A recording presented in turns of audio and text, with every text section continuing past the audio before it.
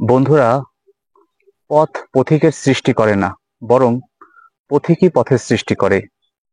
আমি আজকে ছোট্ট একটি নদীর পাড় ধরে এগিয়ে যাচ্ছি পদ্মা নদীর তীরে। সেখানে গিয়ে পদ্মাচরের মানুষের জীবন জীবিকা, তাদের আয়ের উৎস, তাদের বাস্তুসংস্থান, তারা কিভাবে জীবন যাপন করে সেইগুলোই তুলে ধরবো। তো আমার সাথে থাকুন। দেখুন, আমি এই মুহূর্তে আছি রাজবাড়ী জেলার বালিয়াকান্দি উপজেলায়। এই যে আমার পাশে যে নদীটা দেখতেছেন, এটা হচ্ছে চন্দনা নদী। এই জ্যৈষ্ঠ মাসে গ্রীষ্মকাল, খরতাপে শুকিয়ে গেছে এরকম একটা জায়গা, খুব চমৎকার পরিবেশ। এই পরিবেশ থেকেই আপনাদেরকে মুসাফির কালেকশন থেকে স্বাগতম জানাচ্ছি। আসুন আমরা এই পরিবেশটা একটু ঘুরে দেখি।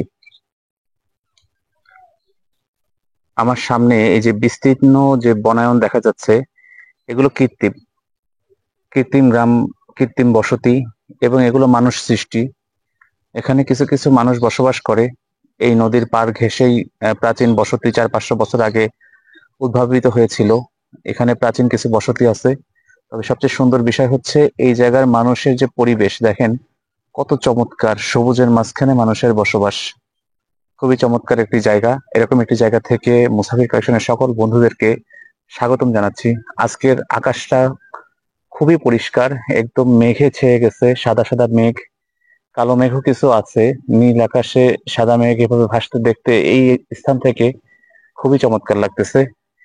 এখানকার মানুষ সাধারণত কৃষিজীবী। দেখেন, এই যে মেঠো রাস্তার পাশেই কৃষি, যে আখের চাষ, সবজির চাষ, বিভিন্ন চাষাবাদ করছে তারা।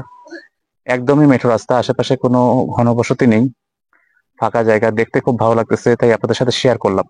কেমন লাগে অবশ্যই আমাদের কমেন্টে জানাবেন।